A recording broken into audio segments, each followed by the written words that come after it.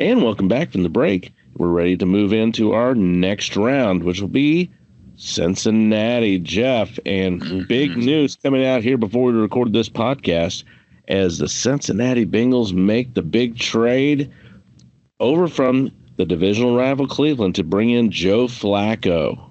How do you feel about that? And well, I would have liked to see what other options are available. They'll go jump for joy already, man. Yeah, I'm surprised. Supposedly the report is they didn't even call the Giants about Russell Wilson or Jameis Winston. And I would have rather had Winston would have been I think Winston fits your team better, Jeff. Yeah, than Flacco. But I mean, I'd rather have Flacco than Russell Wilson. Why would they do that when they've got the can and the string linked between Cleveland and Cincinnati? They just had to, jingle the can a little bit and reach out over to there. Yeah, and then the Browns. I mean, Flacco, unfortunately, right now though has got a 27% QBR, so he's not lighting the world on fire. There's also another reason they went with Dylan Gabriel in the Cleveland area. Correct. Nothing wrong with Joe Flacco. I love Joe Flacco. We're the same age. Still be good. We're the same age. You're younger, Jeff, but Caleb, we're the same age as Flacco. I think he's doing a damn good job. Yeah, for a 40-year-old man. Or if you ask my middle son, I'm 21. But anyways, in this game against the favorite son now, the Lions, it was the same old Bengals since Joe Burrow went down.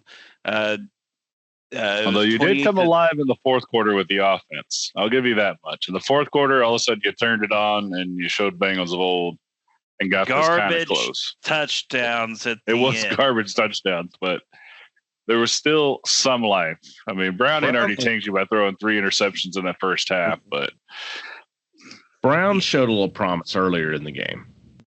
That I thought was a benefit. That you finally had Chase Brown doing something, yeah. It wasn't much, but he was showing more than he had been showing, which he was nothing. I guess so. Anything more I guess that bar was so low, you're seeing it. But I didn't see it. I saw a few plays like, oh, look, Brown's actually getting out there, shaking some tackles, making some runs. We did see a Jamar Chase sighting. We did, but it still just wasn't good enough. Obviously, not even close to being good enough. Jake Browning was awful. They couldn't bench him because they had no one literally else to go to unless that they wanted to put in Brett Rippon, who I don't think would have been. Well, at that point, you might as well just see what you got, especially after those 3 interceptions. You could have made the argument when it was 28-3 after those 3 interceptions. But yeah, it was just awful all around, and the Bengals had no choice but, as we alluded to today, making the trade for Joe Flacco. It provides a veteran presence. He almost beat the Bengals in week 1. I still think Flacco, the issue I have is, yes, Flacco still has a great arm. I think he still is a good decision maker. The issue I have is with the Bengals offensive line. If they can't protect Joe Flacco, I mean, Joe Flacco can't move at all.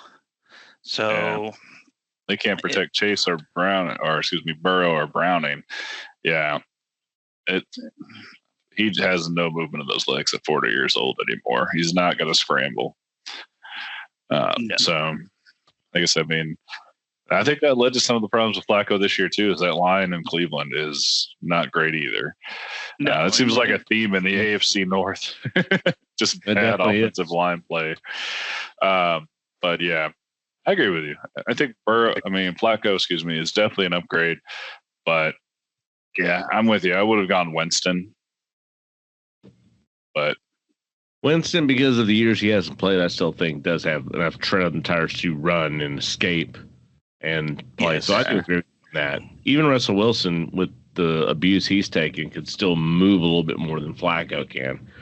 So when I saw that, okay, hey, they're trying to do something, but I don't know what it is they're trying to do. Yeah. I don't. They're not the only team, but we'll get into the other one later. And I don't know what impact it's going to make on the rest of the games this year. I certainly don't anticipate a different result against Green Bay going on the road to Lambeau.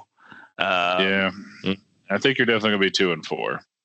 Yes, especially with Green Bay coming off a bye week, having 2 weeks to prepare for the Bengals. I'm not gonna lie, I picked up Green Bay's defense in one of my fantasy leagues. As you should, because I started all my skill players playing the Bengals, especially. Even though they struggled against Dallas, the Green Bay started them against the Ravens and Dallas too. Yeah, the Green Bay defense has had a great year, with the exception of that Dallas game. And very true.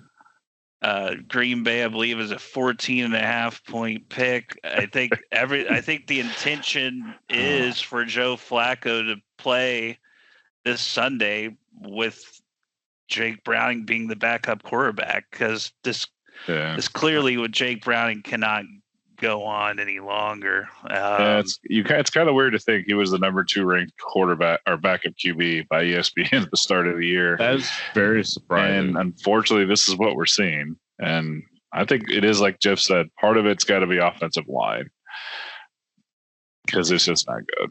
Yeah, but also too, it's just decision making, and I think play calling is not very good either. I mean, decision making by Jake Browning when he's missing wide open receivers, checking down way too often. The Bengals play calling is by and large just short pass plays. They're playing not get killed, as opposed to trying to win a game. And if you're doing that, you can't win ball games. You can't be competitive in ball games.